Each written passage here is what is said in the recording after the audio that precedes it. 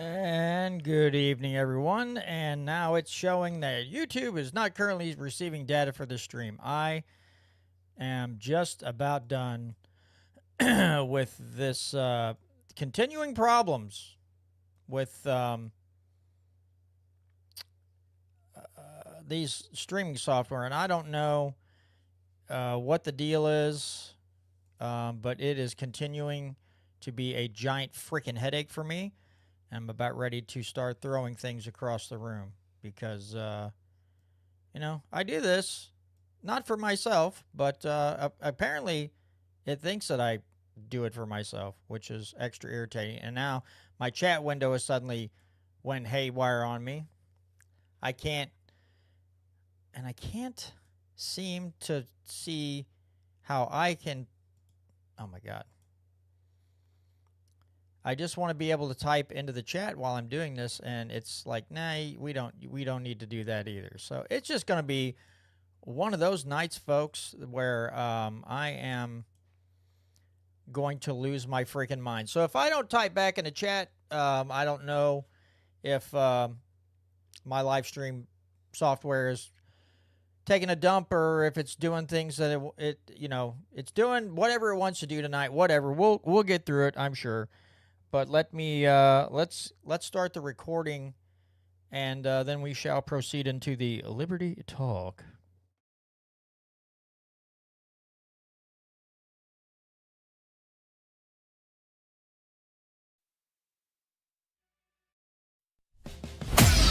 The Constitution isn't just a document. It's a blueprint for freedom. We're breaking down politics at every level, exposing government overreach, and going where the mainstream media surely won't. Join us in defending individual rights against the bureaucratic tide. You're listening to the Missouri Liberty Report. All right, folks, and we're back with another liberty-loving edition of the Missouri Liberty Report, hence the name, kind of. Unless you're a Republican in Jefferson City, and then you can claim to be conservative, and then you can really, really fight for tax breaks for the Kansas City Chiefs and Royals, because screw the people, right? Screw the people. And it got so heated that Senator Rick Bratton stepped down as chairman of the Missouri Freedom Caucus.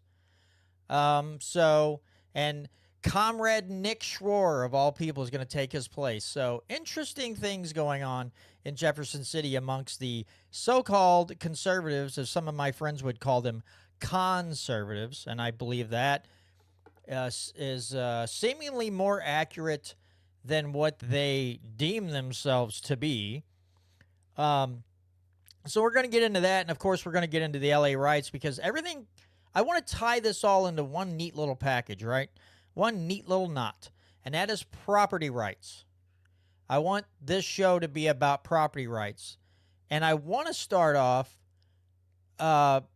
because Catherine said something interesting last week. Not that it was interesting, but it was, and it was also the truth, is that the Founding Fathers thought that personal property rights were very, very, very, very important to the people, to have your property rights, right? If you don't have property rights, if you don't have any rights in the building, the structure that you own, the land that you own, what hope is there for liberty anywhere else if you can't have liberty on the piece of property that you own? Now, mind you, I say that knowing, and we all need to think of it this way, do we ever actually own our property? So can we actually have property rights? Because if you don't pay your personal property tax bill, after a couple of years, they'll come and take all your stuff, right? They'll take your cars, they'll take your boats, they'll take everything, and they'll put them up for auction to try to recoup the money that you didn't pay them. So technically, do we even have property rights as of now because of property taxes? So that's the question I want to pose to everybody. And I know a lot of people that listen to this show are going to have the same opinion, right? They're going to have the same opinion. Yes, you should look at it as you never actually own your property. If they can tax it and take it because you don't pay the extortion fee, do you ever actually own it? it's a valid question. Um, so that's how we want to start off tonight. Brandon, I know you have some thoughts on this. We were talking a little bit about it before the show, so I'll let you lead off with your comments on this whole KC Chiefs and Royals thing, and also as you probably know, Brandon, they added in, I think Joe Nicola owed it. Sorry, put something else in there that said, well, we try to cap the property tax raises at 5%, and then and then the counties don't have to do the 5%. They had a choice, but then there's a big to do about a severability clause in there. So they're like, oh, well, they'll take and challenge this in court, and they'll sever the 5% cap on property tax raises, but they'll keep the other part, that's the tax credits for the stadiums. Before we get into all that, give us your thoughts. Lay it out, Brandon, on this part of property rights as far as Missouri, and then we'll head to California. Well, yeah. Well, as I was saying before the show, I think the big issue is that the NFL doesn't make enough money, and that the people of Missouri and the people who live in Jackson County and Cole County, they make too much money.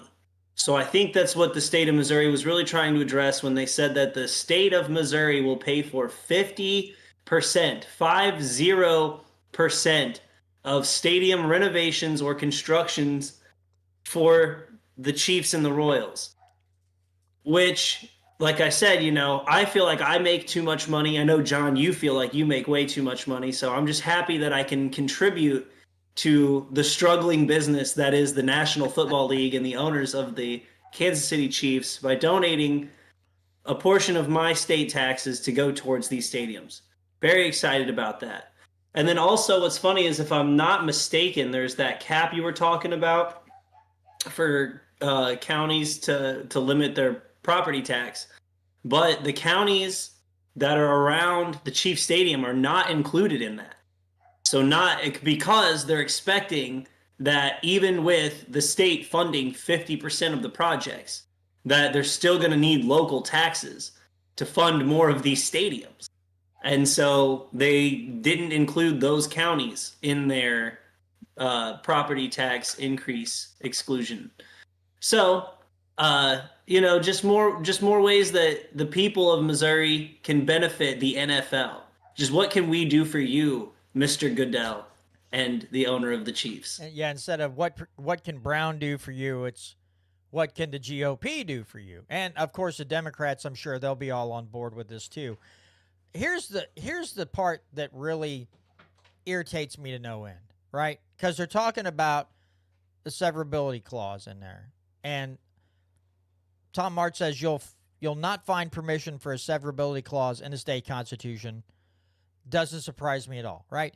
But here they're all up in arms because of the severability clause, and they're mad because they're like, oh, this will get challenged in court, and a court will sever, again, the property tax increase cap. The court will sever that, call it unconstitutional, but they'll leave the tax credits for, these wealthy owners. Also unconstitutional. Tax credits are also unconstitutional. Will the people in the black robes find it that way? Generally, probably not, because they're too ignorant. So you have that, right? Which just okay. I'm gonna tick off. If anybody that listens to this show, and by now I'm surprised if you do, because we always bash, if you bash conservatives, people get mad, and because they're like, we generally favor okay, well, I'm going to go off on a big Republican-esque rant here. Not a Republican-esque. I'm going to rant on these Missouri Republicans. Not all of them, but the majority of them. Okay, so we have that. I've laid that out at your feet. I don't know. I love how they're so upset now, right? This group is so upset about this situation with the tax credits and then the property tax increase cap. They're going to find it unconstitutional. Okay, why don't you worry about that all the time? All the time. Missouri, the gold and silver bill got put in on a financial institution bill. Unconstitutional. They're going to cover their eyes and their ears, right? They're not going to say anything because they got something they wanted done. All I'm asking is for some consistency. If you're going to bark and complain and whine about this, do it all the time. Do it all the time. Because I'm getting fed up with people who want to close their eyes on some things because it's something they want and then get heated about something else. Now, I'm gonna sound like I'm just attacking a group of people here, and I don't mean it to sound that way. But I am going to call. So the Shield Maidens are throwing a fit about this, and they're putting out calls to action. And I get it. They're not a fan of the tax credits, and neither am I. And they're angry about the severability clause. But where is the anger on some of these other things that are pieces of legislation that are wholly unconstitutional? And it's just crickets. And, again, I'm not saying that Shield Maidens don't do some good work, because they do. Now, I know that they kind of borrow work from other people and don't give them credit for it. I know one person's in the live chat right now that they've taken a lot of information that she's dug up and they didn't give her credit for it. I mean, we all know who that is. Yeah, Tom says, I do it all the time. Guess that makes me an anti-Semite. Yeah, that's good. Tom also makes a great statement. He says, I wonder if the NFL told the Chiefs, if you do the stadium well, we'll give you a future Super Bowl. I mean, that's usually when teams Oh, well, a lot of teams that renovate their stadiums or build new stadiums or renovate and build, they get the Super Bowl. Like the Rams built a new stadium, they got the Super Bowl. Happens a lot. Now, I heard that I could have swore I heard somebody say they want to put a dome on this one. I think I mean, it makes sense in a way because it does get down to like negative temperatures when the Chiefs play, but that's part of the game. I mean, the people in Green Bay love that. They love how cold it gets for their games. And so, I don't know. It's just part of the culture. Like, I honestly think that if you have to play the Dolphins in the playoffs, like we did a couple years ago, opening round of the playoffs, Chiefs or Dolphins, and then you have a dome, then the Dolphins are going to feel more at home. But if they have to come to Kansas City in the open air and it's snowing and 15 degrees, that's a benefit for our boys who've been playing in it in the last few months. I don't know. I think a dome's a bad idea, especially in a place where it gets cold in the wintertime, but it'd be nicer for the fans, I guess. I'd rather show up to a stadium and it'd be 70 degrees, no wind. I'll take that too. I don't know. I think if you're going to simp for your football team enough that you will be okay with paying half the cost of building the new structure, then you should suffer in minus 15 degree temperatures. If you're going to simp that bad and let your if you're all for it, just keep them in Kansas City, just don't let them leave. I think you should have to suffer in that god-awful winter conditions inside that stadium. I don't want you to have a dome. I want you to be miserable the whole time you're watching the game, so that some of the rest of us that get dealt a crap hand, because of property taxes, you go in there, and I hope you get frostbite. I hope you lose a fingertip, you jackass. It's just, I get, listen, almost everyone loves some type of sport. Like, again, me, big hockey fan. I love going to hockey games. But that being said, if the Blues said we want a new arena and we want the taxpayers to pay for it, I'm not buying another single ticket into that place. I won't do it. I will not support it. As much as I love Blues hockey, I will not support them if they say, well, St. Louis, you got to give us a bunch of money for a new arena. I'm just not going. As much as it would suck because I love going to watch a live hockey game. they're not getting my money. They'll get somebody else's, but they won't get mine. I just can't do it. I can't. I can't sit here behind this microphone and raise double hockey sticks about this crap, and then go and just be like, oh, take my money, because then they're like, what do you? Now you're being hypocritical. I just don't want to be that. Yeah. And Catherine raises another good point here. If they dome it, that's what Tom meant. Dome it, and the NFL gives them a Super Bowl, and then Catherine says, and Taylor Swift will be halftime show. So yeah, like between I don't remember. Yeah. So between Taylor Swift, I almost said something else. Taylor Swift and the schmuckety whatever his name is from the Chiefs that she's been dating. That guy. He must have a horrible life to date her and think he's like living high on the hog or something. I don't know. I'm just curious. I want to know how much, like total, how much Missourians pay in property tax total versus how much we're willing to spend on this project. Or like what percentage does that cover? Like how much total spending, we should be able to cut out property tax in Missouri. It's not some wildly gigantic number that we can't, figure out another way to fund. Because you're totally right. I mean, it just seems like we're willing to spend hundreds of millions of dollars on two stadiums, one to renovate the Chiefs and one to build a whole new one for the Royals. And think about how much. Think about how many people making less than $50,000, or not, households making less than $150,000 a year would pay no property tax. Just those people alone, no property tax, and we're not going to fund these stadiums. We're going to eliminate personal property tax if you make less than $150,000 a year.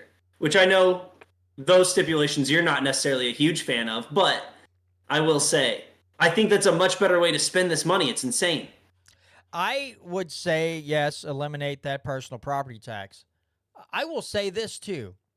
And this goes out to everybody listening and anybody that knows anyone who just votes for these people like the Brattons and the Schwarz and everybody else. Okay, so Catherine says they already have your money. Kirby and I once found the money in the state budget to replace the PPT. I don't know what that is. Oh, personal property tax. Yeah. Yes. So there it is. They found the money. They found the money to replace the personal property tax. Boom, right there. So next push crazy. Is we need Kirby to move over a county or over a district, state or Senate or representative. Get Kirby to move over away from Catherine enough that they can both run for state office, get in there and be on the House floor and go, hey guys, look what we found. We printed this whole thing out. We found enough money in here that you waste to replace the money that you would lose because you ended personal property tax. Okay, people, we're going to get a petition going. A petition to make either and Catherine's not going to move. She's got her lovely 12 acres. We're going to sign a petition, make Kirby move to an adjoining district. Another petition to make them both run for office and hopefully win. And then their only job is to get down on the floor every day and talk about personal property. Oh, Catherine and Kirby are in different House districts. All right, folks, you heard it here first. We're going to start a petition. We're going to get signatures saying Catherine and Kirby have to run for state rep in their respective districts, and their job is solely to get up there and point out to everybody they already found the money in the budget that could replace the personal property tax, and the state would be fine. Beyond that, the thing that I want to get across to people out there who, folks, again, the Republican platform, the actual beginning foundation of the Republican platform, smaller government, constitutional, I agree with their platform. If the Republicans went off the original platform, I would, I'd be like, I'm a Republican. So I would side with them much more often. But they don't act like that. They're these guys, for the most part, are big government Republicans. So I'm asking any of you who consistently vote for somebody because they're Republican, please go find better people. Please go find people who will actually stand up for their principles, not join a caucus and call themselves the Magnificent Seven, sit around a table as they're doing a circular back pat for each other, a pat on the butt saying good game or good game, like when you're a little kid, you'd like high five, good game, good game. That's what and find people who will actually do good things instead of talking about how awesome and spectacular they are while passing several unconstitutional pieces of legislation or big government pieces of legislation. And then I'm supposed to pretend like they're the best, the best and the brightest in the Missouri in either chamber. I'm going to relate those people to the Republicans in D.C. or the MAGA people who want to trash Rand Paul and Thomas Massie and treat them like the scum of the earth. The two guys holding to their principles, Massie being the most, Rand can fall off that wagon sometimes, Massie being the most principled, followed by Rand Paul. The absolute trashing. Now, they want me to jump on that train and say that Rand Paul and Thomas Massie are absolutely the most vile human beings in Washington, D.C. right now, because how dare they speak out against the big, beautiful bill. And from my perspective, if all of D.C. is coming together, the MAGA people and everybody else are coming out here and attacking them, personally, I'm like, oh, they must be doing something really awesome over there. I got to see what they're doing. Not, yeah, what a bunch of human filth and scum. They won't do what Trump said. No, I'm probably going to be like, oh, I bet they're doing the right thing, and you all are doing the wrong thing. So I want to be with the right team.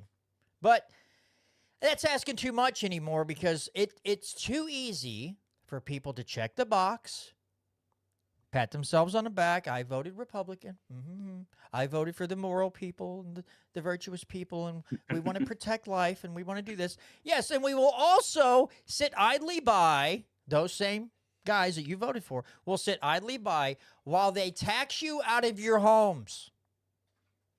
And then go, well, we tried a 5% cap. How about you freaking end it? I am sick and tired.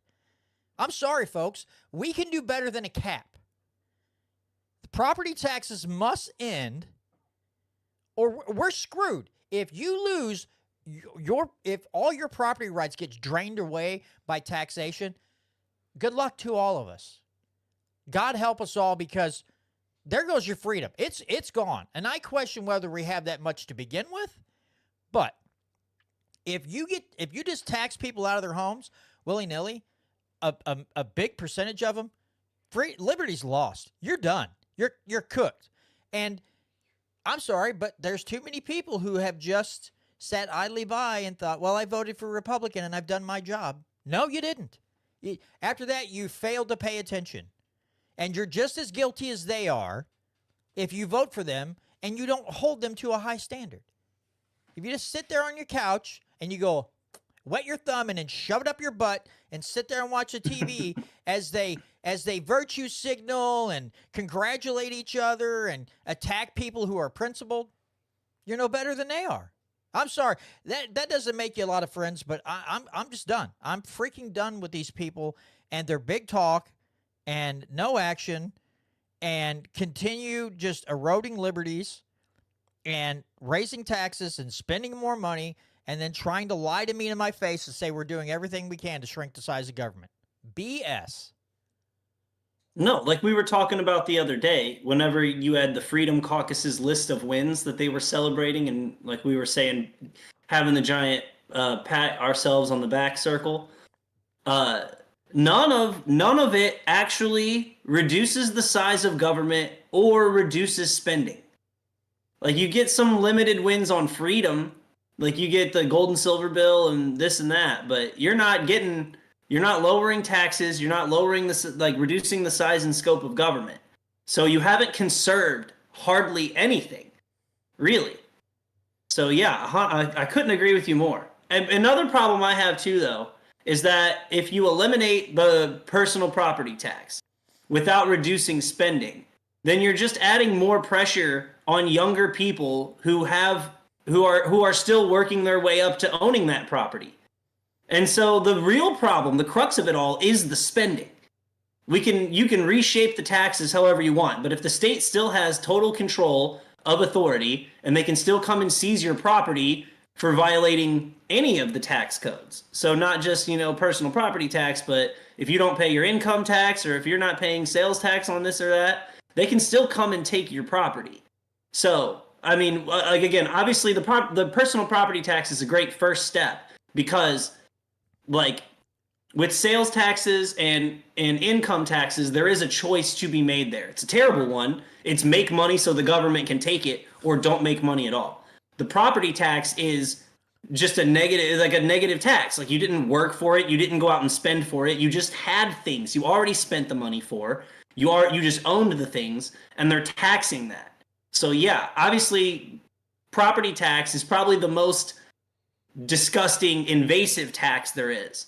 But if you don't reduce the spending and you keep eliminating taxes, you're either going to cause inflation to go nuts or you're going to have to raise taxes in other areas, which is just going to be an even bigger burden on the people. So you need to cut spending. And if you call yourself a Republican and you're not for cutting spending and you're not for shrinking the government, you're not conservative and you're a Republican in name only. Yeah, no, and you said exactly what Catherine says. They never talk about cutting spending, just cutting taxes. It's all backwards. And this is the game, right? So they won't cut spending and they'll talk about cutting taxes, but they won't do anything meaningful because most of these guys don't see again, the Magnificent Seven. Now, I didn't watch that whole spiel, right? I don't remember hearing them say much about anything about spending cuts. And it was all about, again, the back padding escapade that went on, and about protecting life, which I agree with, okay? And then some of the other things that they got done that they bragged about, which were mainly unconstitutional. But I don't remember them saying anything about, we want to cut spending here in Missouri. So you're both right. It is backwards. It's very unprincipled. But in today's world, in today's Republican Party, this is typical Republican behavior. It's big government. Republicans have taken over because of, now there's a lot of lobbyist money and special interest money that comes in, but if people would choose more wisely and do a little bit more research on who they're voting for, maybe we wouldn't have this issue. Tom says it's laughable how many former elected folks are now suddenly constitutional experts. They certainly weren't when they were serving. Yes, people like Tim Jones and some of the others. I mean, Bill Eigel, same way. Oh, they're doing unconstitutional stuff. Okay, well, bro, you weren't. You might have been a little better, but you weren't Mike Moon level, or somebody like that. You were kind of down on your constitutional scoring. So there's so much hypocrisy here. Go ahead. Well, here's the only problem is if you're like Tony Lavasco and you win the Locke and Smith Foundation plaque for being the most constitutional member of the House, you will get primaried.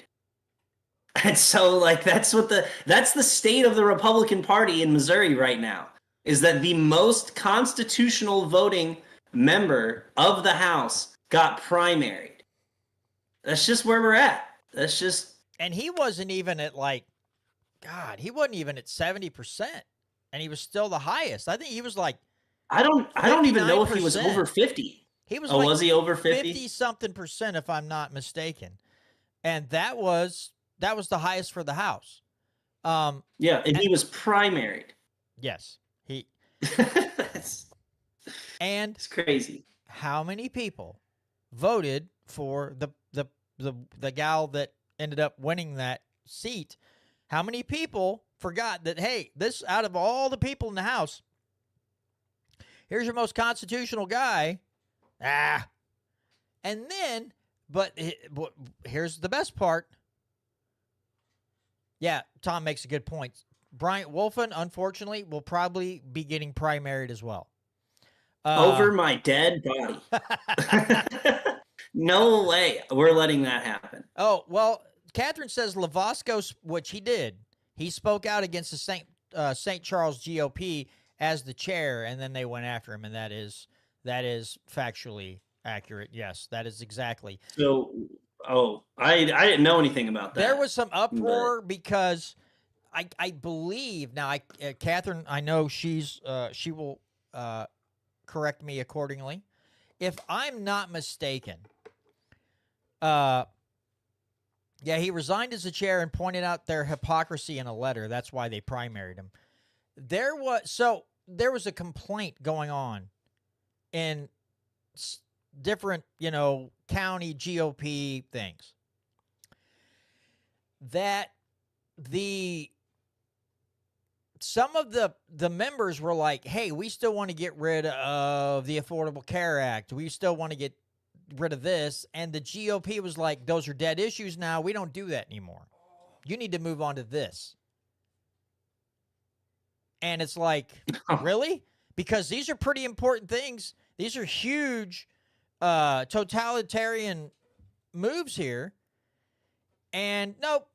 And so they told him basically to shut up and go and move on. But they were told, don't bring those topics up anymore. So at the state level, there was topics you just don't bring up anymore. Federal level, you don't talk about those things anymore. Those are dead issues. We're moving on now. So that caused some angst. But again, if the people of this state are going to have to finally decide if they've had enough or not. And they're going to have to start sending a message that says, if you all are going to keep this property tax thing going, you're going to continue to do these things, you lose your job. We find somebody who's better. If they don't, things will not get better. If people simply want to just skate by and then do the thing that the Republicans love to do because they point people in that direction and people are so stupidly follow it, is they'll turn around and they'll blame it on the Democrats. But it's like one of those things. You have had the majority for several years. You still get nothing done. So don't put this on the Democrats. You guys are spineless. You're useless. And but you're smart enough and you're witty enough to continue to fool the people into voting for you another term. So it is the fault of the people, but it was also it's both parties. It's the senators or representatives, and it's also the people who vote for them. Catherine says they were also biased in who they supported, and when you're on the Central Committee, you just have to unilaterally support Republican candidates, whether you like them or not. Yeah, that was another big issue. So Lavasco did get hammered. Yes, if Wolfen keeps getting on the floor and talking all that crazy stuff about the Constitution, then yeah, he's probably going to get primaried too. I can't find it right now, but I was actually shocked by this. Nick Schroer called out Josh Hawley because Josh Hawley is introducing legislation in the U.S. Senate for a $15 minimum wage. Federal minimum wage increase. And Nick Schroer called him out and was just like, no. And so that shocked me because I'm pretty sure Hawley is pretty Freedom Caucus. And it's like he's, showed that Schroer was in some degree willing to buck the narrative on the federal level. So, we do bash him a lot. I'll give him credit for this one. I mean, it's an easy call out. I'm not saying it took much. He's calling out a federal minimum wage, but yeah, he did say something. I can't find it though. I can't find his Twitter page or his X page. I will. Yeah, Nick is very selective on who he calls out. Now he will not. I'll tell you one person I've never seen him call out, and that is Trump. He Oh, never talks smack on Trump, which makes me think he has aspirations of going to Congress. I'm telling you, that guy wants to run for Congress. It's in his actions. It is he does this little bread, puts on these little bread and circuses, right? These little dog and pony shows, but he won't criticize the Republican president because I think he just wants to go to Congress. And I've watched senators like Bob Onder, same way, never bashed Trump on anything. Now he's sitting in Congress. And I think a lot of the other ones who act like that have aspirations of climbing the political ladder. I don't know if Schroer can win. If there's a better Republican or some other party candidate out there, I will do my best to let people know not to vote for Schroer and pick somebody better.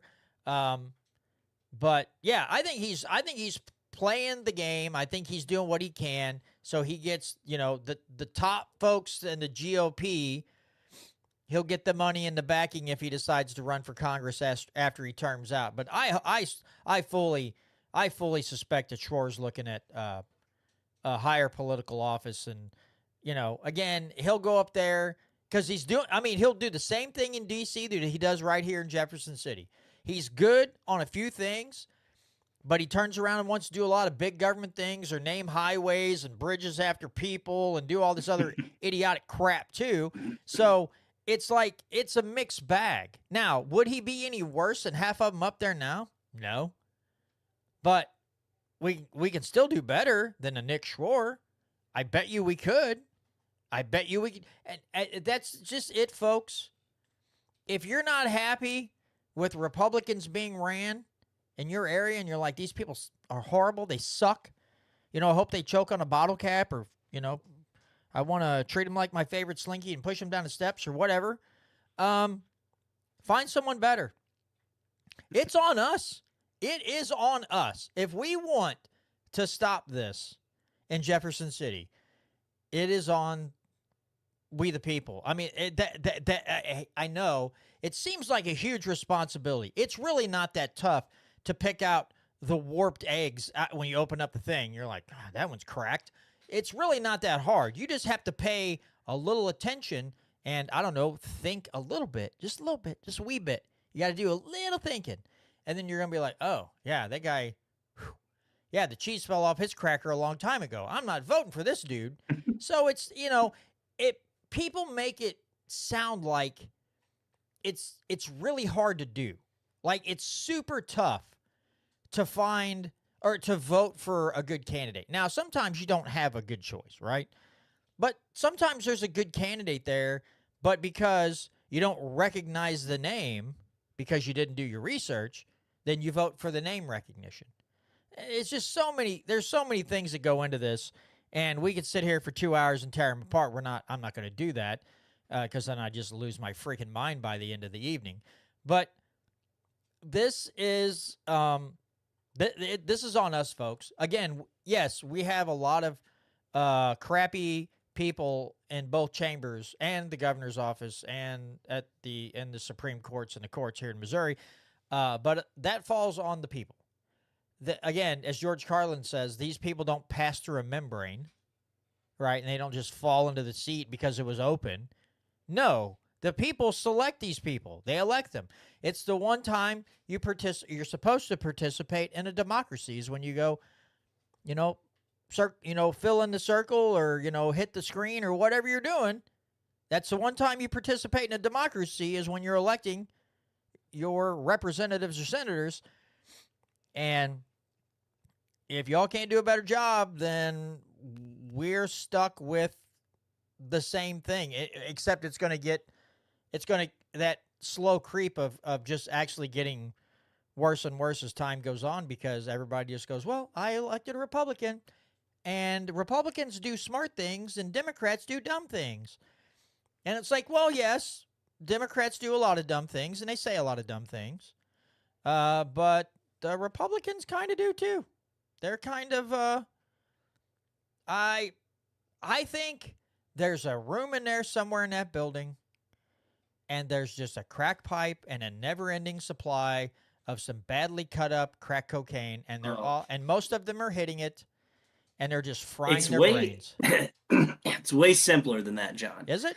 It's yeah. Okay. It's not cocaine. It's lobbyists, and instead of the drugs, it's just the money.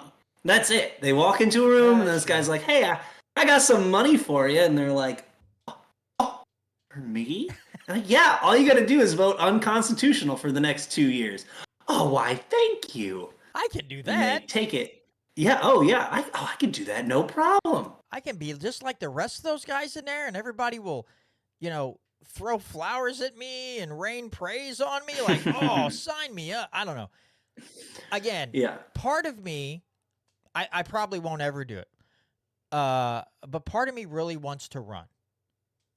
But just for the meet and greets, just to stir the pot and just bring up all this stuff. Do it. My wife would murder me. She would be like, okay, that's the straw that broke the camel's back. And I would have to sleep in my office because I probably wouldn't be allowed back in the house on the off chance that I did win. But it's tempting. It's tempting to run just to go to these forums where they invite the candidates to speak and just drag a big wooden spoon in there and just start stirring it up. Just stir the pot. And just like, oh, yeah, this guy says this, but, sounds big government to me. And just I don't even have to. I could play the trick where I don't even have to talk about what I would do. I could just play the typical game and just sit there and bash them the whole time, to where people are like, yeah, that guy does suck. But I don't even say anything about what I would think. I could spend all my time bashing the other candidates and about how bad they are, and I would never have to explain my position the whole time, which I don't know, seems kind of fun. I'm not going to lie. We call that the Biden 2020 strategy. I just sit in my basement and you go out and you walk outside twice a day and go, that guy sucks, and then you walk back in your basement. That's how Joe Biden did it in 2020, and look at him. Yeah, he was president for 4 years, kinda. Probably like once every 90 days he remembered he was president, and he's like, I got to sign something. He was Pino. He was a Pino, president in name only. Bro, put that on a t-shirt. And you could go back several decades and just put that name and then president in name only below it. Like the last name, whoever it was, president in name only, because we know these guys aren't truly making the decisions and running the country. There's other entities doing that. You had confirmed. You had the neoconservatives running at least the entire foreign policy under George W. Bush with Dick Cheney and his secret covert government that he basically had set up for himself. And then you have Barack Obama's entire cabinet was picked by Citibank or Citigroup.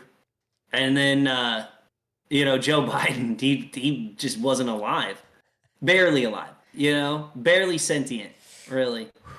That's, and the more information that comes out on that, the crazier it's getting. I mean, there was just big dumps. And then, of course, Jake Tapper coming out and just gaslighting everyone because he had no idea that Biden's mental capacity was like down in the dumps. They hid it from him the whole time because, when the guy's talking about kids playing with his leg hair, that wasn't a clue when he was campaigning in 2020. You had no clue that the guy elevator didn't go to the top floor. Like, he's a couple waves short of a shipwreck and you covered for him. And now you're mad and now you're trying to you're going to make money on the opposite side of it. Play the victim, act like you had no idea, and then get invited on all these shows and go on a book tour. And I'd like to see how many idiots sometimes I want to get a hold of the book to see what he wrote and just to see how he tries to pull in enough apologies from the American public and say, oh, we understand now, and pat him on the back. It's okay. We're sorry we said all the bad stuff. I'm not, because you're just a propaganda tool for the for big government. So I don't feel sorry for your dumb butt, but I don't know. We got way off topic here. I wanted to keep it on property rights. That's fine. It's the way the show goes. But to finish up on the Missouri thing, folks are going to have to make a decision on what's more important to them: just voting for a Republican or getting your freedom back. Because if you're not I'm just going to say it. I don't think you're really that worried about getting freedom back if you're just going to blanket vote for the Republican candidate. I don't think you're that worried about freedom anymore. I don't. I think you're worried about not feeling bad because, again, depending on the media, if you listen to the hillbilly thunderbutts of the world, Scott Fawn, he's going to tell you that the Democrats are horrible, but the big money GOP guys are the superstars and they can do no wrong and they're just awesome. And then you'll have the Freedom Caucus people. You'll have plenty of Republicans who will push all the blame to the Democrats, and then you get to say, well, I didn't vote for a Democrat, and I feel really good about that. And then you can write yourself love letters and send yourself emails about how awesome you are. I don't freaking care what you do. But to me, you're not pro-freedom. If you're just going to vote for Republican because they're not a Democrat, I don't think that I don't feel I have to give you some leeway because you just didn't know. Because I feel like anymore, listen, you carry this thing around with you all day, a smartphone, right? There's information at your fingertips anytime you want it. If you choose not to use that device and, look up the information and be better educated, I'm sorry.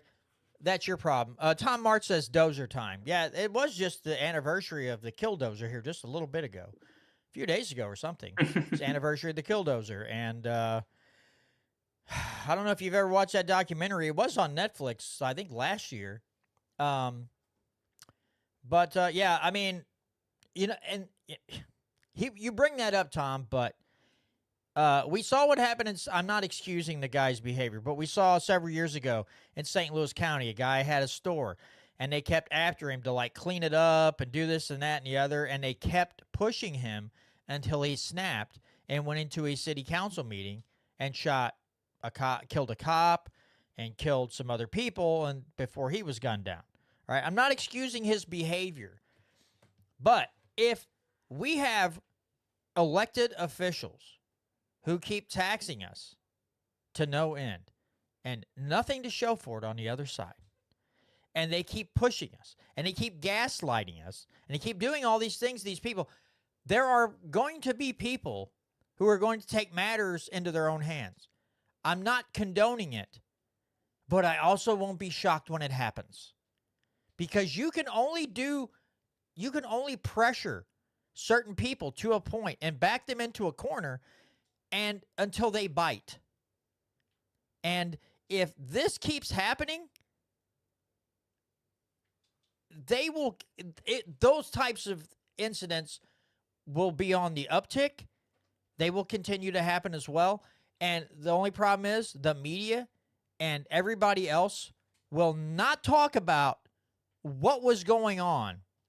They will just say this guy was unhappy, he was unhinged, he was, he was a couple sandwiches short of a picnic, and we don't know what happened. He snapped.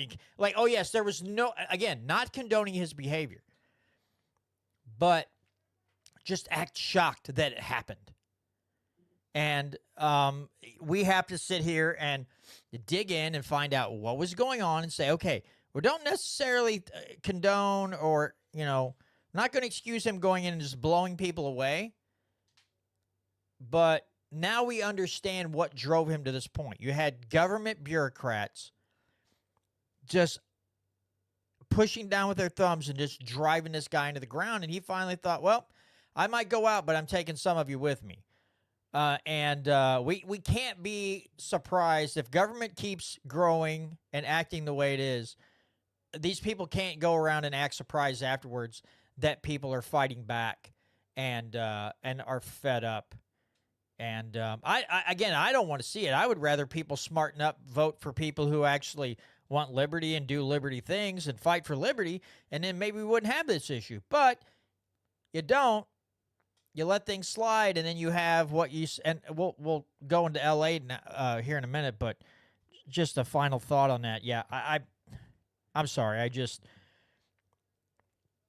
anything that happens now, I want to act surprised. I want to be shocked, but anymore, it's just like, why? This is a natural. If you're on a path to it's like complete totalitarianism. Then, I mean, if that's the bicycle path you want to get on and pedal, like it's right out in front of your door right now. You just get on there and pedal. You just want to vote for a certain party because they're not the other party. You're going to totalitarian town. That's where you're headed next. And you can't just keep blaming it on the opposite party or a certain group of people because you were, in fact, too lazy to do your own research. And that's just I'll finish the Missouri part on that. Brandon, you got anything else to add before we go to the hilarity of Tommy Ford? Again, this is not this is not a defense of any of the acts that you were talking about, but like any act of terrorism. But it does say that when the government, it does say in the Declaration of Independence that it is explicitly the right of the people to alter or abolish a government that becomes destructive of their inalienable rights, life, liberty, and the pursuit of happiness. You have the right, if not the duty, to push back against authoritarian measures. And just because you can't get a democracy of people to lead you on that does not mean that you are subject to tyranny. That does not excuse, acts of terrorism or acts of violence, but it does. The Declaration of Independence, the people who founded this country founded it because of the king and because of government tyranny. And so it's important to never forget that.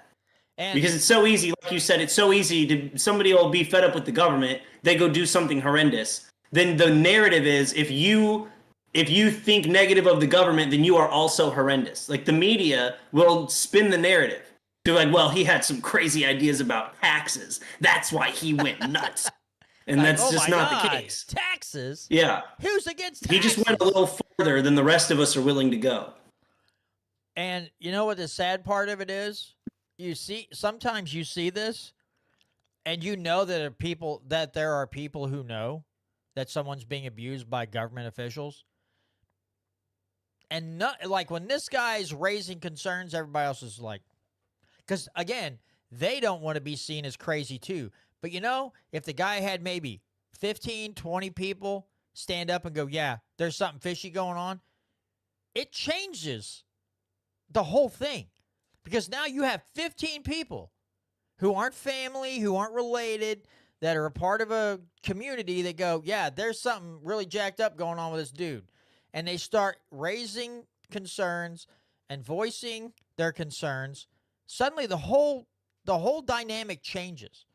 But again, too many times one person is fighting and people just don't want to be associated with somebody who's going to rock the boat a little bit, right? They just want to, just please leave me alone. I don't agree with it, but I promise I won't say anything. Please don't beat me.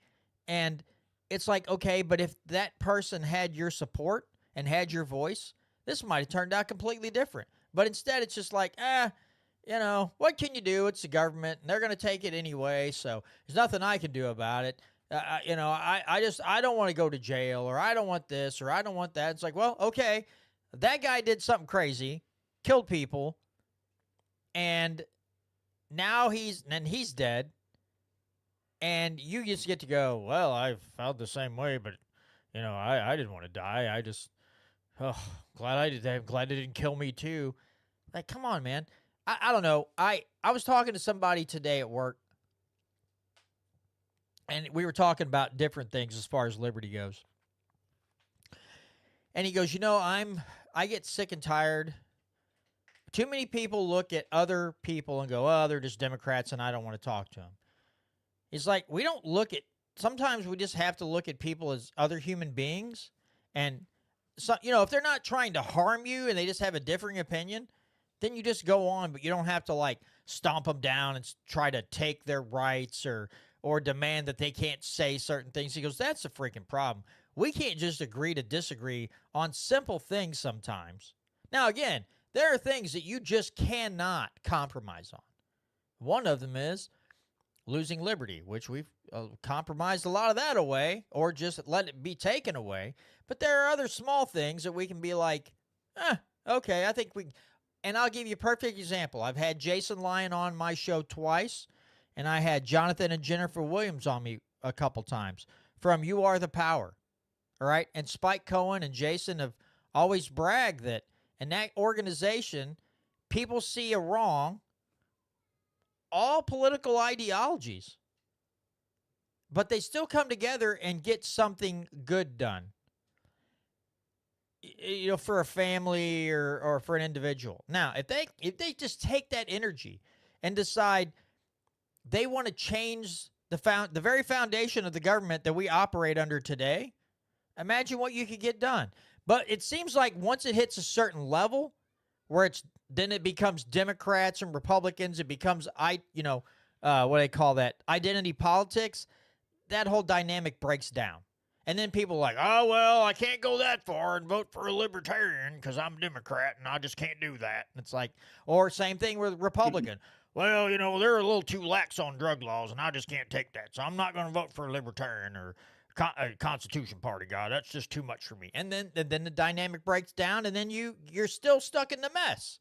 So there's little things that people can come together on and agree, hey, those people shouldn't have lost custody of their kids because there was a medical issue and they got,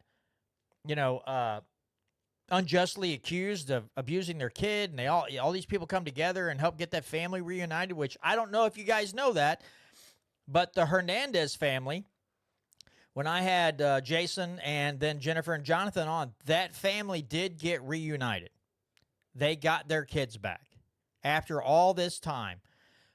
Jason actually posted something on Facebook, and then he tagged me later in the comments. He's like, John Williams, can you believe it? And I was like, this day we've been waiting on forever, dude. And I actually need to get somebody from that organization back on with us to talk more about some of the other things they're fighting against. But yeah, there's ways we can combat this if we just can come together as people and realize we're always going to have some philosophical differences, but the government has really overstepped its bounds and they're going full tyranny, and they've gone full tyranny and they continue to until it's totally eclipsed everything, and now it's just tyranny. Woohoo!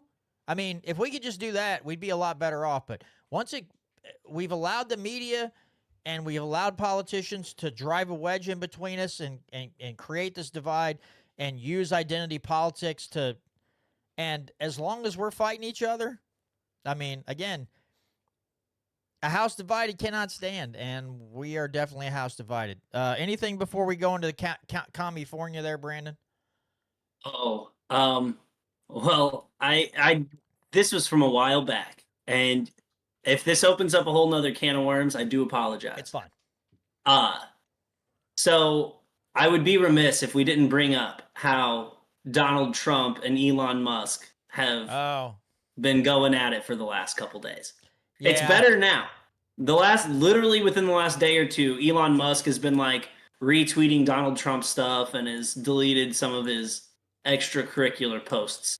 But it was interesting because Elon Musk was like, I want to reduce the size of government and eliminate the waste, fraud, and abuse. And the Donald Trump's bill spent more money, will end up costing the taxpayers trillions of dollars. On the low end estimates, it'll cost us several $1 trillion over the next 10 years, 2 or 3 trillion and that's at like the best case scenario. And so Elon Musk simply was like, call your senators, call your your U.S. House members, tell them you don't support this. And then he posted that picture of Kill Bill, which was just perfect. It's a perfect tweet for the moment.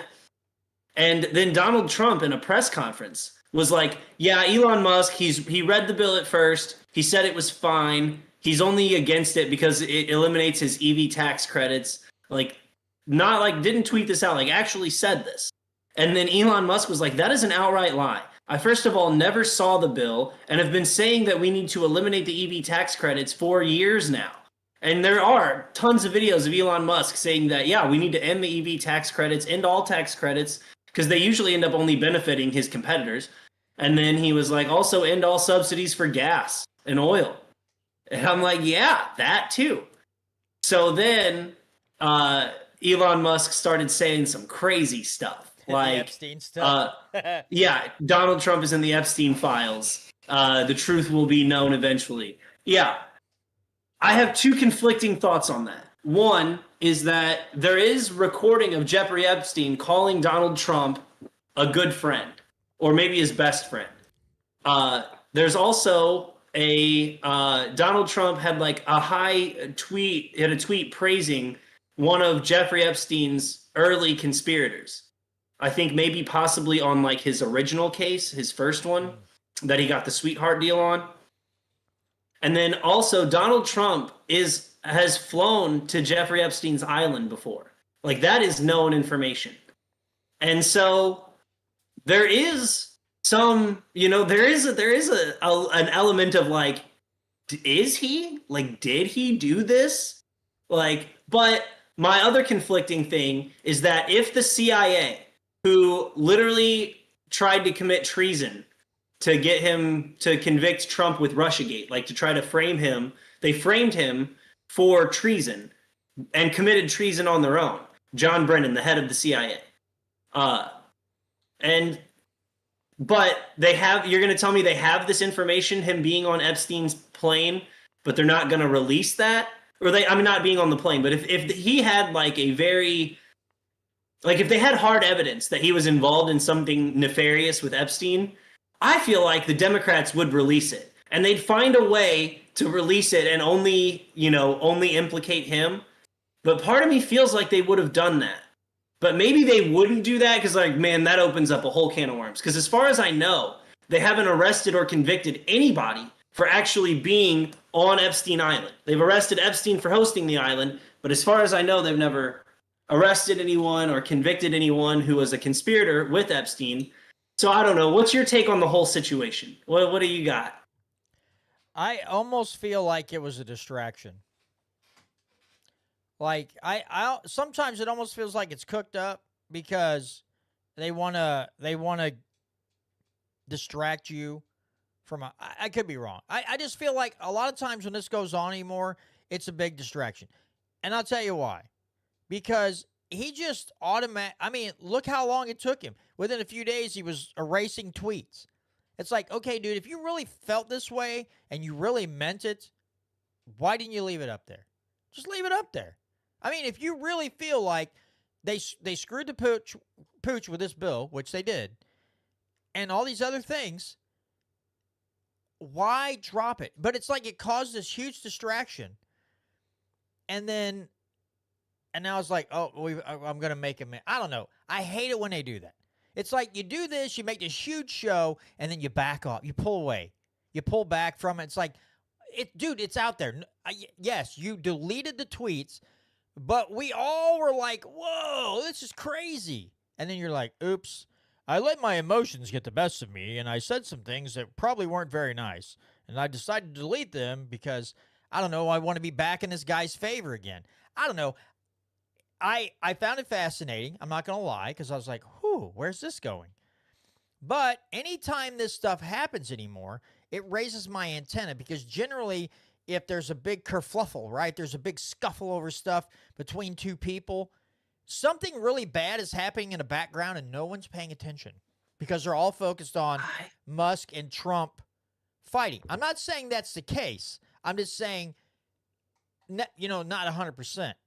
But it raises concerns when these things happen because I feel like it could be legit, but the problem is the media and everybody went focused on that and what was happening in the background while this was going on. Because generally, if there's a big enough distraction from this, like this, then somebody sneaks things through in Congress or they drop more bombs than they have in the last 20 years in the country because nobody's going to report on that. They all want to know why Trump and Musk aren't dry humping in the White House or something. I don't freaking know.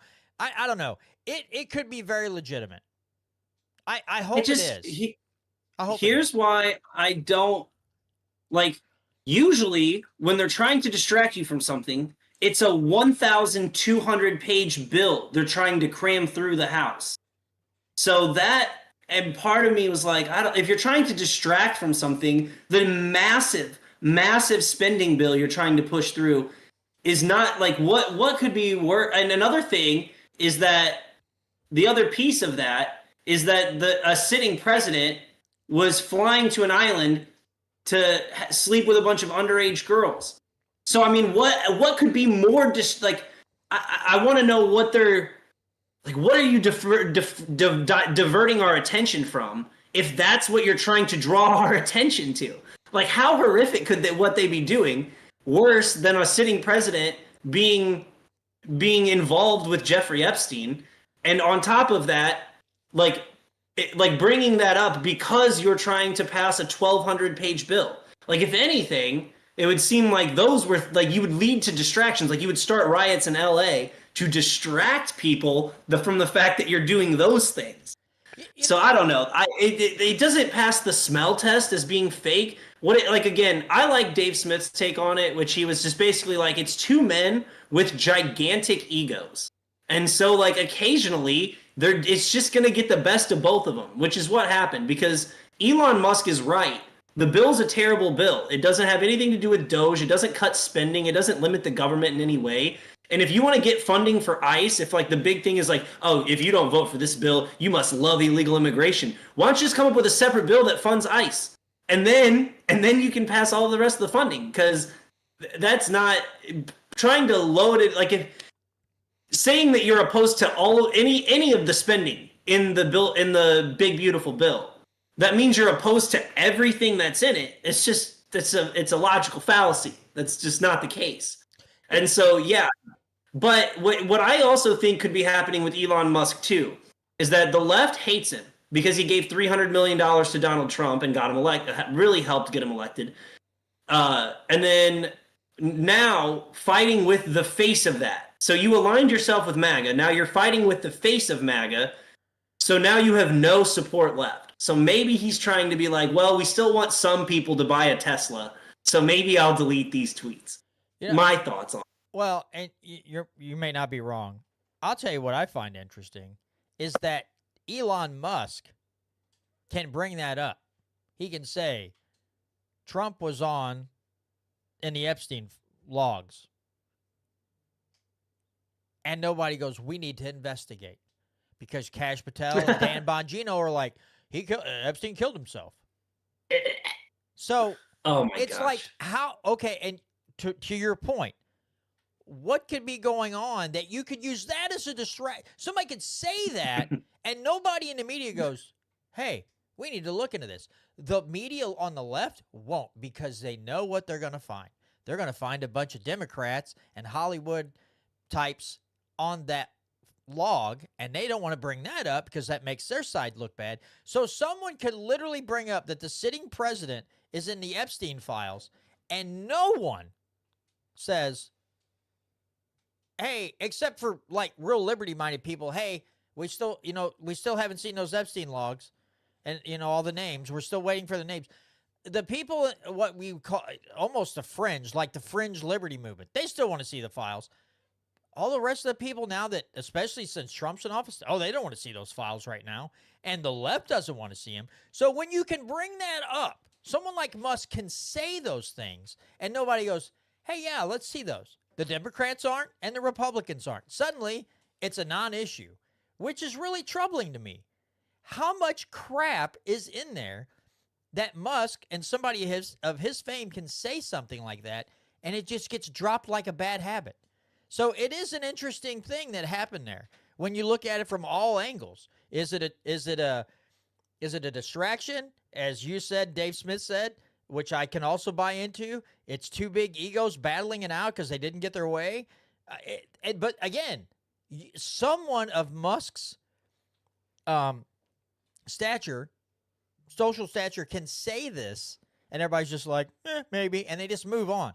It's like, what is in those logs and what is in the files that even the orange dictator man that you hate so much, you don't even still want to bring up the fact, yeah, let's dig into these files. So that's creepy.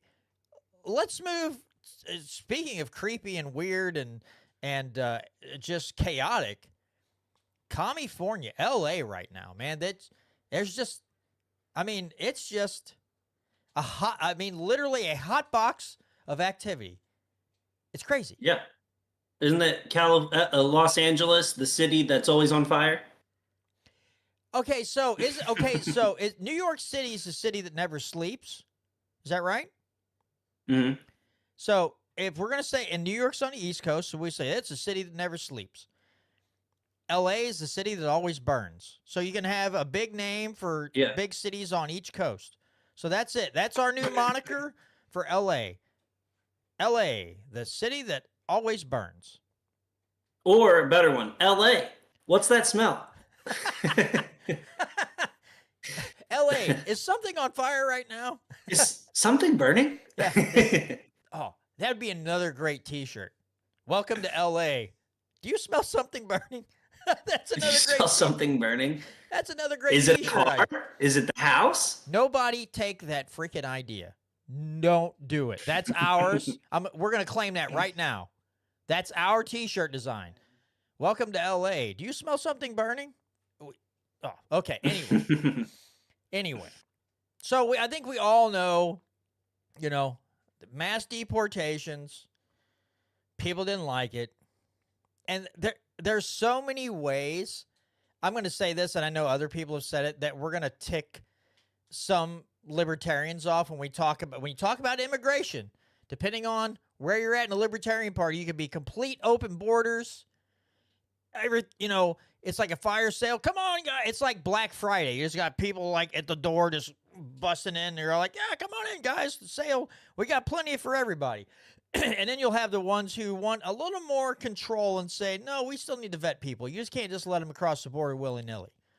And I've got my own take on why I don't think we should just have full open borders, and I'll give that to you in a minute. But this is how this started, right? Deportations, of course. Mayor, I think Dave Smith said he doesn't understand why, or no, maybe it was Good Morning Liberty said, I can't believe, because Trump called Newsom new scum, but they were shocked, and I agree that he didn't call her Mayor Largemouth Bass. And I also agree. I think we should call her Largemouth Bass. Then they want to fight it, and then the riots happen. And now, I believe 4,000 National Guard members have been moved in, and 700 Marines from Camp Pendleton were on their way there. Now, we're all going to have our say on this, agree or disagree. Brandon, I'm going to give you the floor and let you give us your opinion, give us your thoughts on this situation, and then I'll add in my 2 cents and we'll go from there. Haven't had a ton of time to analyze everything. I will say the main conflicting, overarching, metaphysical arguments here are, the meta arguments are that you have, like, where does the federal government get to intervene in a state's ability to protect people's rights and their property? And when it's appropriate for the federal government to step in and intervene in a situation like this. Also, an interesting, the dynamic is also like the actual legal applications that the president is using to do this. He's not using the Insurrection Act to do this. He's using Title 10 of the U.S. Code, I can't remember the exact number off the top of my head, but basically he's quashing a rebellion. That is like legally speaking what he's trying to do. And it's in defense of property, but then, I'm gonna preface it with that we need to have, like, with immigration in particular, we have to have some sort of guidelines. It can't be complete chaos, open borders. That's insanity. That's not a real country. And then secondly, even if you're for a higher level, like for some levels of immigration, we have to be able to vet that they're not criminals. We want to keep them off of Social Security, Medicare, and Medicaid if they haven't or aren't paying taxes. So, I mean, with the immigration, especially for a libertarian, it's very complex. I am finding myself more and more agreeing with a more closed border situation as a libertarian. But I will say that, like, the heart of what's going on here is the protests and the burning of the cities to the ground, and you can't have that. Like, if the state is unable to protect your rights, your life, to your property and your life, then the federal government does have an obligation to step in and protect you. And so, again, I was telling John earlier, I haven't done as much. I haven't looked into as much of the riots and into the president's authorization for sending these troops. I know a lot's happening, like it's developing quickly. So, I just think that, yeah, you definitely don't. Your first instinct shouldn't be to bring in the Marines, to bring in the federal troops, but you have to be able to defend people's rights and their property. So yeah, I am in agreement with you. The state, I don't think it's unable. I think California is unwilling to do what they need to do, because that's generally what they're not worried about, protecting your property and your life and your natural rights. Newsom and most of the scum in California haven't been interested in that in a long time. And so, yes, I do believe the president has the authority to go in there and send the National Guard, federalize them, send them in to say, all right, let's protect this property. Let's quash this rebellion, if you will. I also don't like just a full-on open border policy. I think that's reckless. And I want to give you I've heard a lot of different reasons why. And I think maybe, okay, let's say, for instance, that somehow a bolt of lightning struck D.C. and just took out all the neocon scum, right? They just, we have to start over. And we got people in there who were principled and said, we don't want to go stir up crap in other countries. We're going to mind our own business now, right? We're going to bring the troops home, and we're going to have them here to defend the United States. So you close the bases in other countries, you bring the troops home, and now they're here to defend the United States. Could you possibly open up the border more? Yes, because since you're not enticing, and, well, you're not going in, inflicting damage on innocent people all over, across, on the other side of the world, you're not creating a bunch of enemies. And then on top of that, have an open border. And then you just let them in willy-nilly. And I'm sure there are likely some terrorists in that mix of people that got across the border. I'm not going to deny that is a major possibility. Okay? But you can't have an open border and cause chaos around the world and not think that when you do that, you won't have people who don't have very good intentions, that they wouldn't cross the border through Mexico and come in and maybe, tear up Jake. Now, if you had good foreign policy and you followed the founders and you said free trade with all and entangling alliances with none, like Ron Paul used to preach when he was on the campaign trail, and then you wanted to open up the borders a little more, on top of that, you take away the welfare, right? You don't give them $25,000 on a debit card. They don't get Medicare. They don't get free health care. They don't get free college. You take all of that stuff away. The amount of people crossing the border is going to plummet. because that means they have to be financially stable before they come across the border, generally. And they're coming to look for work, and they're probably want to become naturalized citizens. If you take away the welfare and you take away the horrible foreign policy where we love creating enemies in other countries, but then you wanted to say we're going to relax on how hard it is to become a U.S. citizen, I'm down with that. I'm absolutely fine. But if we are hell-bent on creating enemies across the world, you cannot have an open border. You're asking for them to just march right across the border in and possibly have some kind of attack on U.S. soil. That bothers me a little bit, right? Having an open border, wide open, and doing what we've been doing in the Middle East and Ukraine and all, and against Russia and all these other things, that worries me more than other things in immigration. So that's my 2 cents on the border policy. And then you have these riots. You have people who are ordering these Waymo cars that apparently cost a couple $100,000, and they show up to give you a ride, and then you set them on fire, and then you let it burn, and then you stand up and you're waving a Mexican flag. Well, if your country is so great, then why are you standing on top of a burned out car in America waving a Mexican flag? Why aren't you back in that? If you're so proud of the country where you came from, why are you here in the U.S. doing the things that you're doing? Because you don't like the deportation. That doesn't make much sense to me either. I get it. You know, I love my country. I don't like my government. I don't trust them. I fear them with the power they have. But I love my country. It's just our government has turned its back on us, and in doing so has made us their enemy with the way they act, because they have to surveil us at every turn.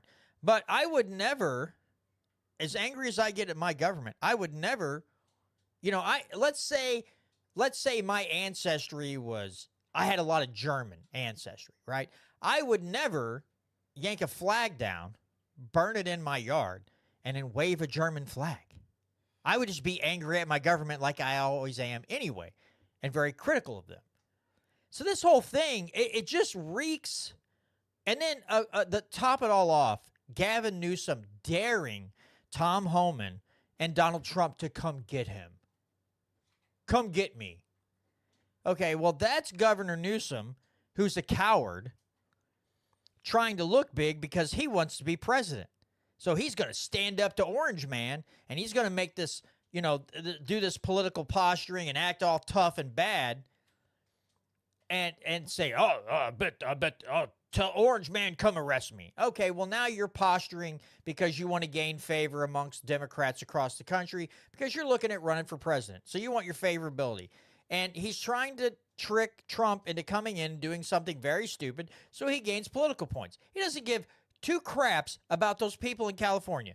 He doesn't care about the illegal immigrants. He doesn't care about the people who were born there. He cares about political power and money and, and fame. That's it. This whole thing is, again, the Democrats and all these people in California who want to act like they're morally superior and they want to create sanctuary cities and they'll just willy-nilly let people cross the border, give them a bunch of handouts, bankrupt their state, have people moving out in droves, and then they're like, what is this? I don't understand how we're hemorrhaging people, like during COVID. This same guy who says, come get me, and California is suing the Trump administration using the 10th Amendment, mind you. I love it when a Democrat suddenly wants to use the Constitution to their favor. So they're going to 10th Amendment this whole thing. Or they're going to attempt to. That's just something in and of itself that I find highly amusing. But it's just Newsom and these people, they're virtue signaling during this. So we gotta help these people. We can't stand for this. But during COVID, we'll open up the bars. You can't operate. You got to stay home. You can't be in the gym. You can't swim in the ocean. You have to get a vaccine. You have to wear a mask. You can only operate at this percentage.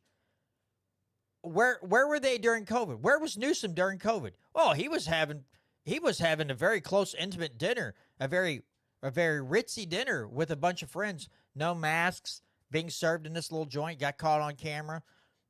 He gets reelected. So, but COVID, he trampled all over everybody. Oh, but suddenly, when he wanted to deport a bunch of the voters of his voter base, then he's going to get upset. But does he really care about those people? No, he cares about their votes, and he cares about buying favor for them.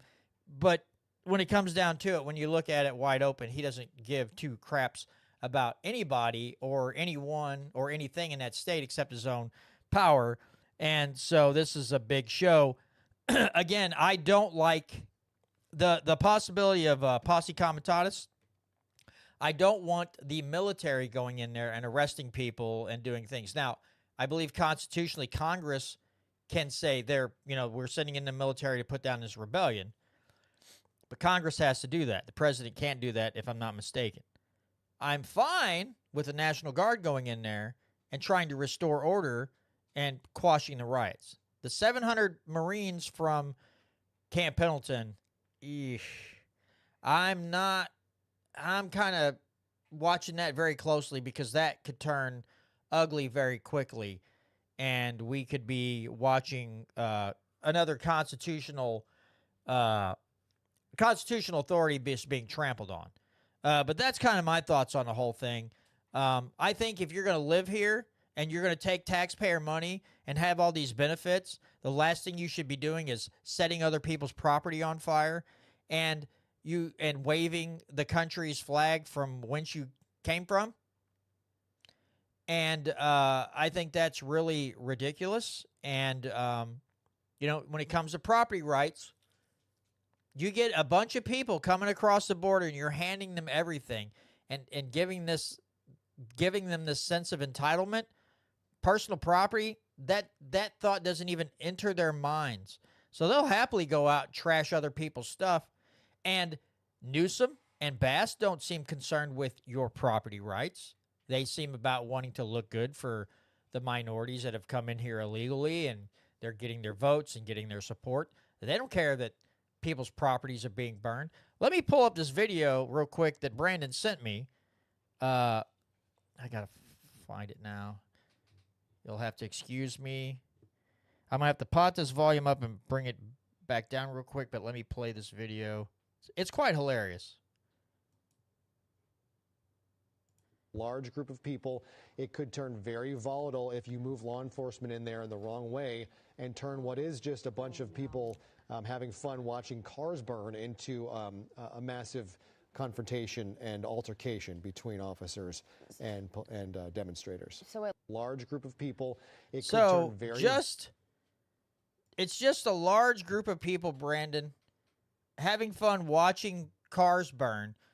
But be careful. If you move a bunch of troops in there, it could get bad. Yeah. Well, it's funny you mentioned that, John. I didn't know if you wanted to come up this way this weekend. Me and my buddies were going to go to a nice car burning on Thursday or on Sunday afternoon. We were going to head up to the park and set a car on fire if you wanted to. That's just what boys do. Sometimes boys will be boys and we'll sit around and watch a car melt. So, whatever you want to, if you're up this way, if you're coming up this way, John, pencil me in for Sunday. You can meet up with me and the boys. We're going to go torch a Toyota Corolla. Oh, I hate Toyotas. I'm totally down with that. Let's torch a Toyota Corolla because hey guys, we're just having fun watching a car burn. We're just having fun. It's not just boys being boys watching a car peaceful protest. Yeah, it's a peaceful a mostly peaceful protest. We're protesting that the Corolla is one of the most durable cars ever made, ever put on the road in the U.S. It's going to be fiery, but mostly peaceful. So don't forget. One thing about this whole thing is, so this is the code. It's Title 10 U.S. Code Section 12406. and it gives the president the ability to federalize and deploy National Guard units without the governor's consent to squash a rebellion or danger of a rebellion against the authority of the United States, to execute federal laws when regular forces are unable to do so, or to repel an invasion.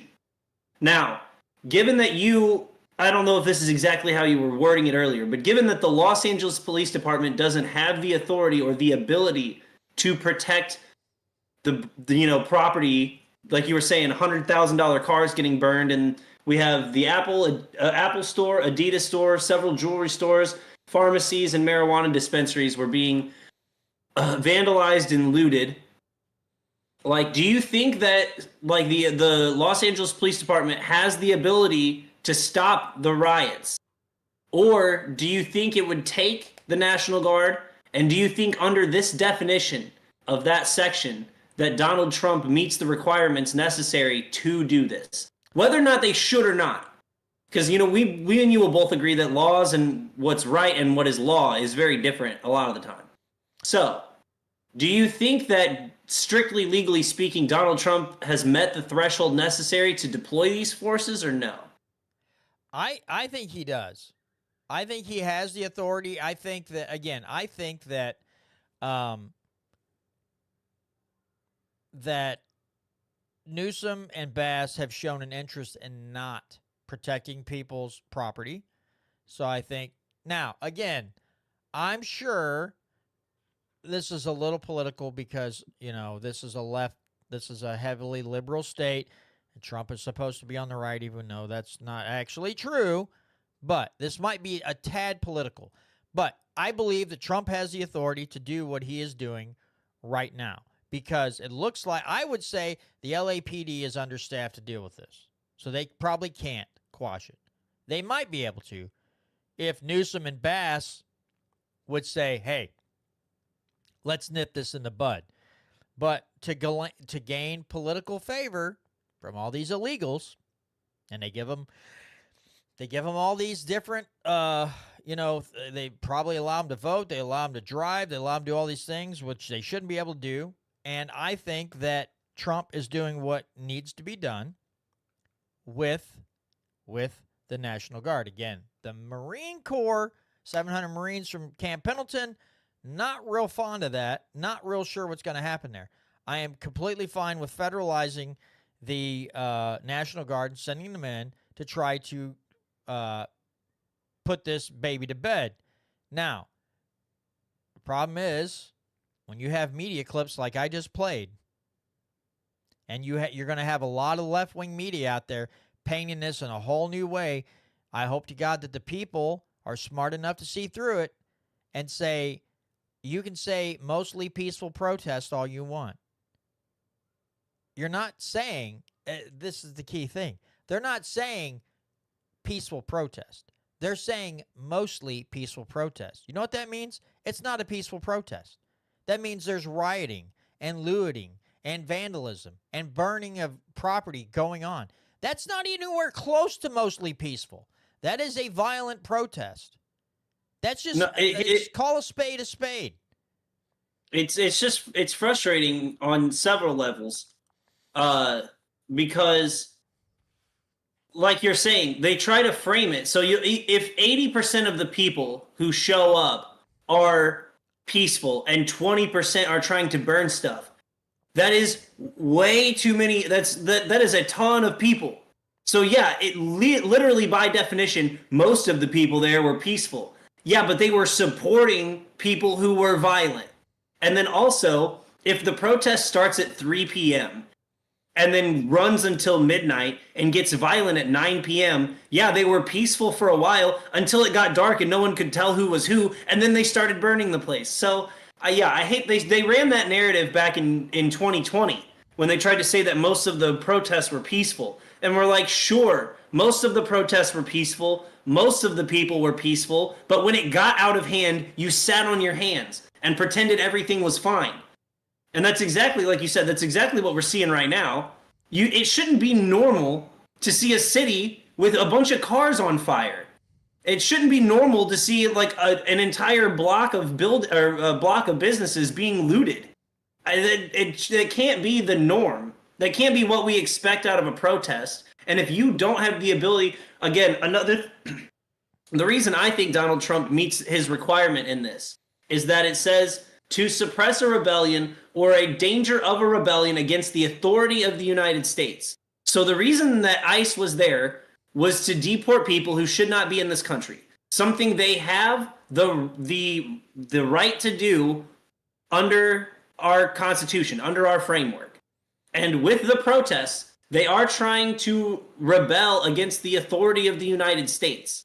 Like, they are trying to force federal officers from performing their lawful duty, which is a rebellion against the authority of the United States. So if that is their goal and their intention, then yes, Trump has met the threshold to meet this. I say this all the time, though, and I hate to be this way, but I'm going to say it again. I have less sympathy for people who live in LA. California, and in more specifically LA, or if you live in New York and then you live also in New York City, I just have less sympathy for when these things happen to you.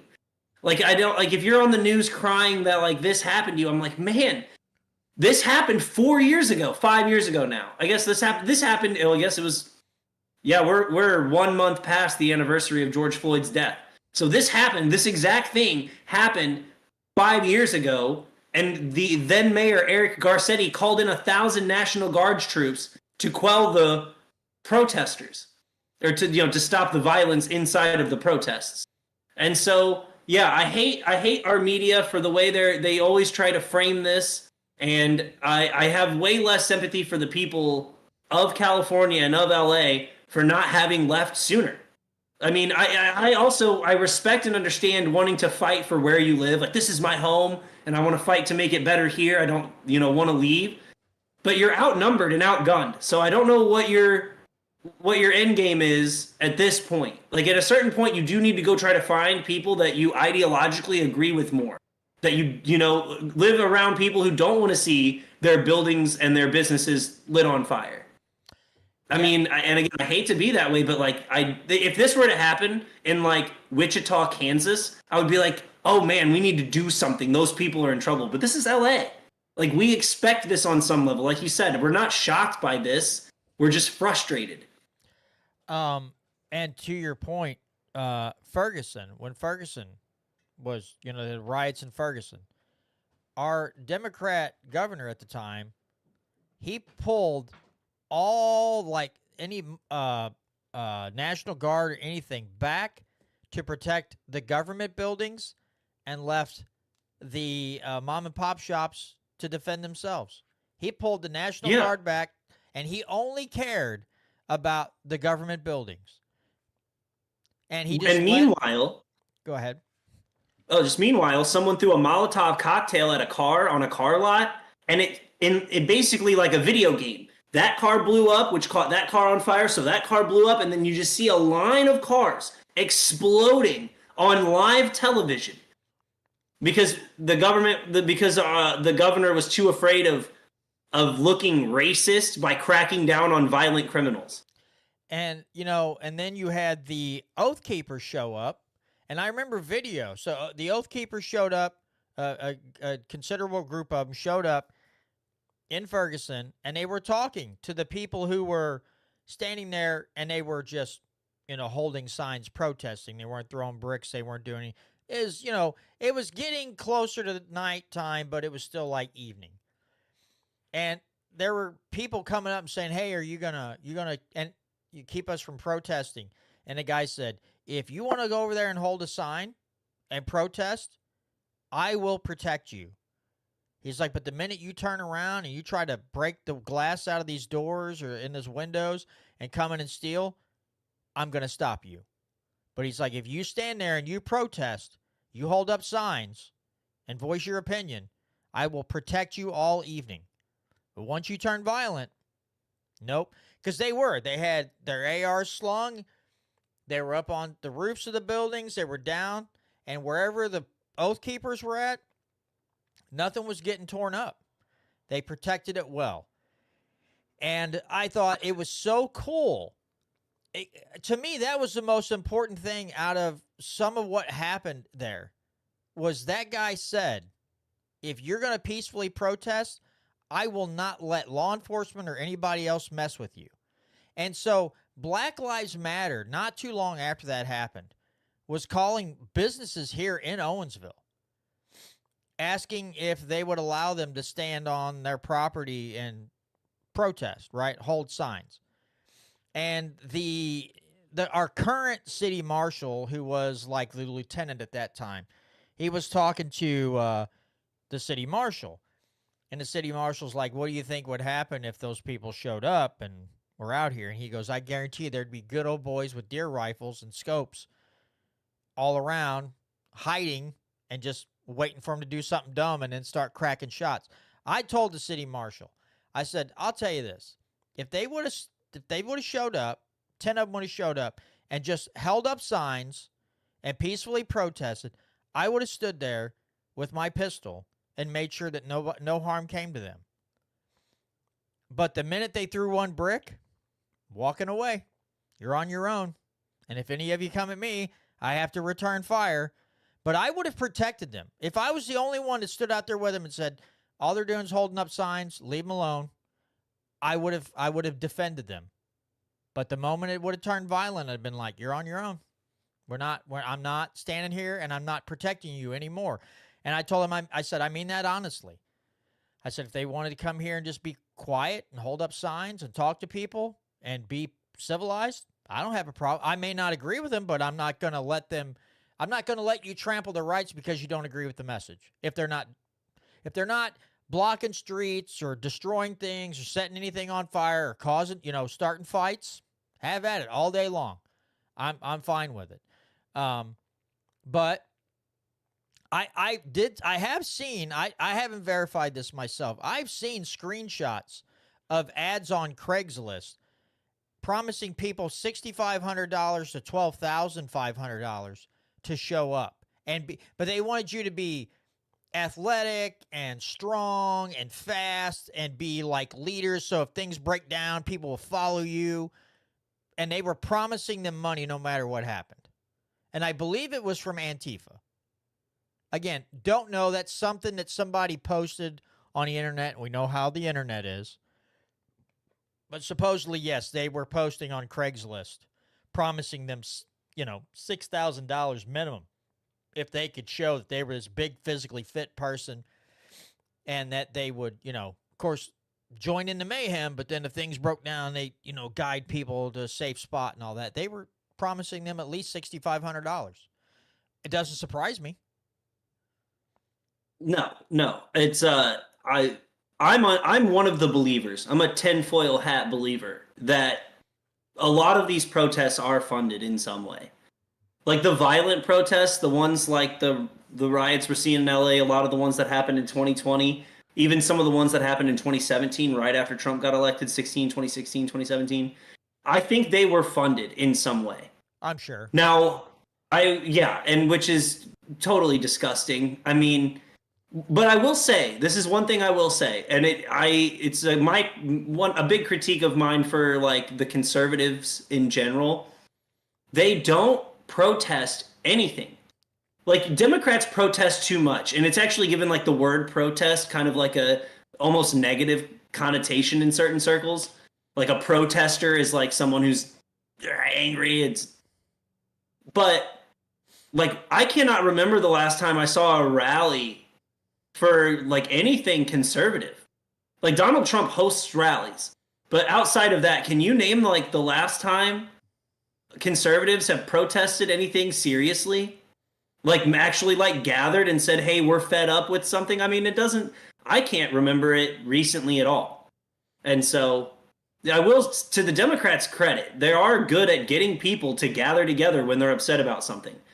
Now, I'm sure part of it's funded. I'm sure, not all of it's on the up and up, but I will also too, like you'll have these people who are in charge of it, who are leading some of the disruption. They might be paid operatives, but a good number of the people who show up to these protests are just people who are duped into believing the left's way of thinking. Like there are agitators and there are some people getting paid, but a lot of the people are just bored college students looking to pick a fight. And so I just feel like conservatives don't. I mean, they play to their base with their rhetoric, but they don't ever actually get them motivated enough to protest for something they stand up for. Yeah, it is rare that you will see a big conservative group like blocking highways. They just don't do that, and they don't go out and they don't destroy their own Well, communities. It is, and that leads, again, there are people in the conservative movement that are way off base, and they say a lot of dumb things. But if there is one glaring difference between the left and the right, it is how violent they will become. Because and the left knows they have enough people in media, and they have enough money coming. I would venture to guess by the time this is all over, and somebody does a deep dive or digs in, that they will find out that U.S. aid somehow laundered money to them. My friend Kevin Spacey says the reason the people on the right aren't out protesting all the time is they're too busy working. I've heard that a lot of times. Yeah, I hear that every now and then. But here's my thing, right? So, Yeah. like, whenever Joe Biden announced through OSHA that if your company had 50 or more employees, that they were mandating the vaccine, Jefferson, not even necessarily like downtown St. Louis, Jefferson City, somewhere, you could have gathered together and said, we are not for this. You don't have to block streets to gather. You can find a place big enough to hold a rally, or downtown. You just call the mayor's office and say, hey, we want to hold a protest. We're going to block off some streets, and the government will come and put up barriers for you. I mean, in certain localities, in certain places, you can organize something that the city will actually aid you in making sure it stays peaceful and doesn't block traffic. But you just don't see that level of, like, I'm that fed up. Like, you see a lot of conservatives, they'll post online, and the movement was blocked by lawsuits, particularly some from, like, conservative states. But there was no groundswelling of, like, man, we're super fed up with this, we don't like this. It was just a bunch of individuals complaining about it separately. No one got together to organize anything in opposition. Yeah. I mean, Donald Trump's the only person who can do it.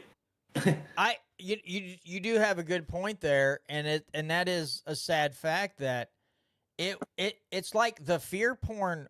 I mean, we saw it across all the major parties for the most part, right? It was, you didn't want to be the ones to step out in the limelight and say the correct thing, say the truth, say how unconstitutional everything was, because you didn't want to be accused of killing someone's grandmother.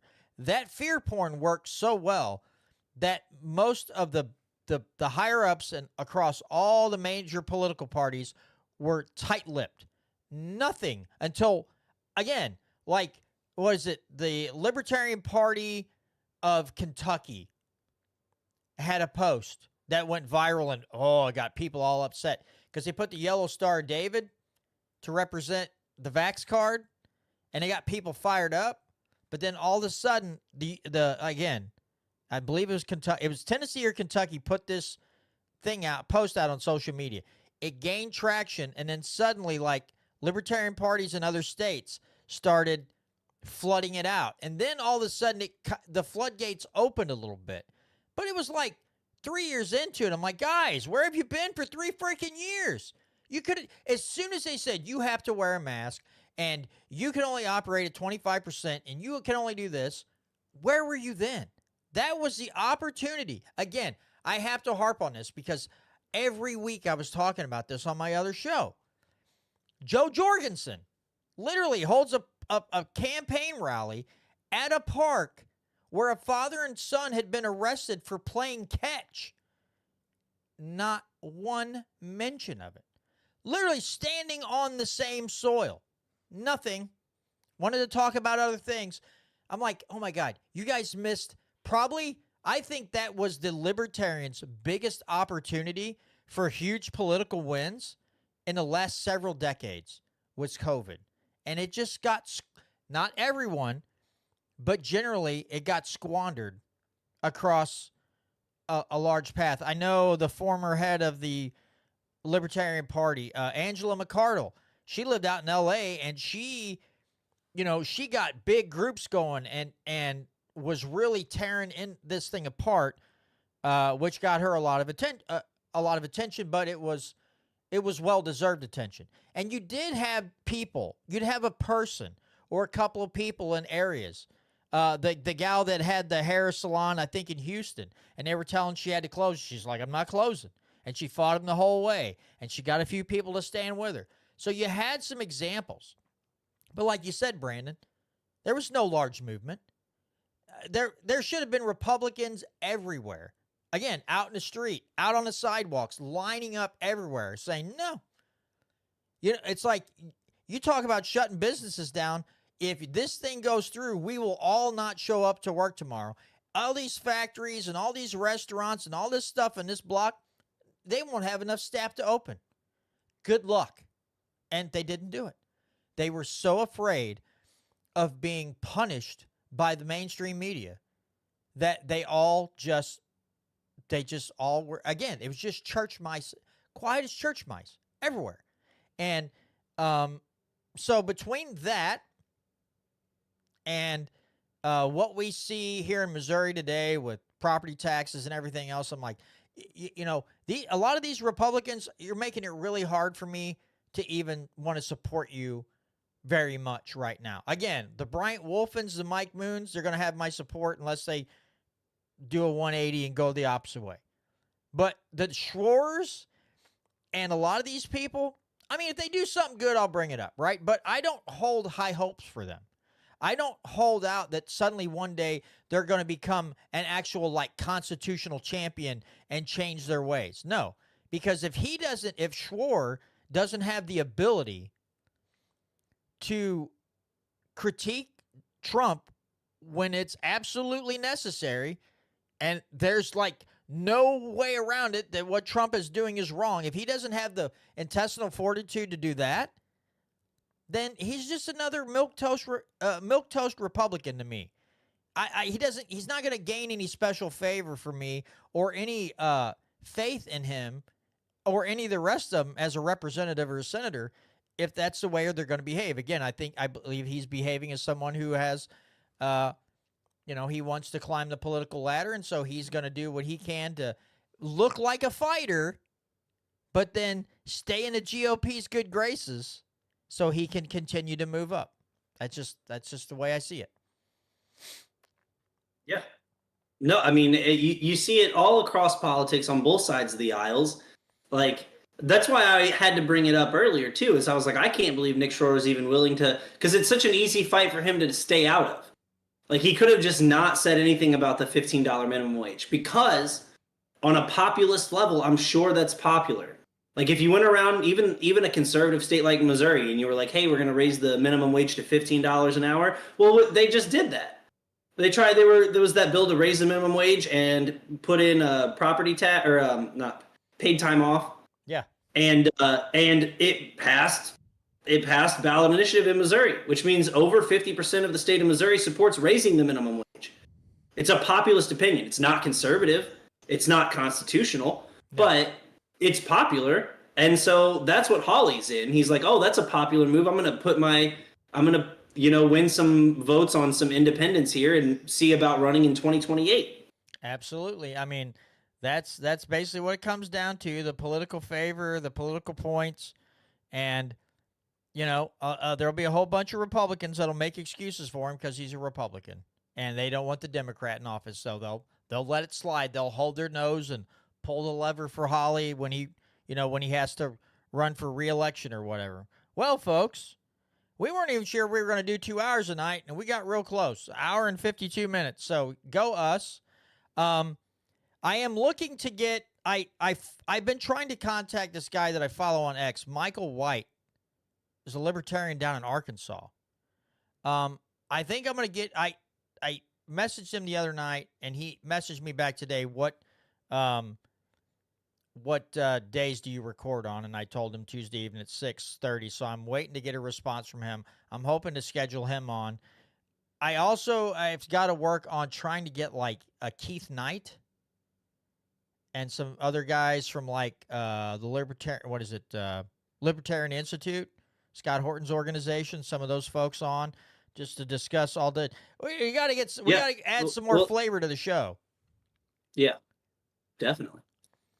But I'm gonna try to get Michael White on because he's got some really good takes on in social media. I think he's gonna be somebody that everybody's gonna really like talking to. He had a really powerful campaign. He did pretty well. He ended up losing, but I don't think he lost by a whole lot. He had a really solid campaign Yeah. down there. He ran in a House district in Arkansas, and he was a two-way race versus him and a Democrat, and he got like 45% of the vote. Yeah. But I think it's a suburb of Little Rock, so it's Oh. probably going to tend to be a little more blue. Yeah, so we're gonna work. I'm gonna work on getting him on here soon, and then, like I said, we're gonna start contacting some people. Again, I will put out something to You Are the Power.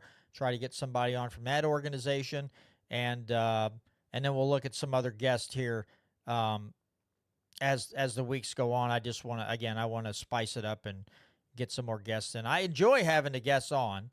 It's just sometimes I'm a little lax at actually contacting these people, and I fall off the wagon a little bit. But I will start working on that some more and try to get some interesting folks on here to talk about all things liberty and freedom.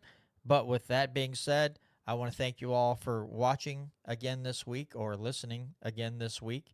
Appreciate your continued viewership and listenership, whether it's podcast app or at molibertyradio.us. Again, thank you all. Have a great rest of your week, and we'll see you right here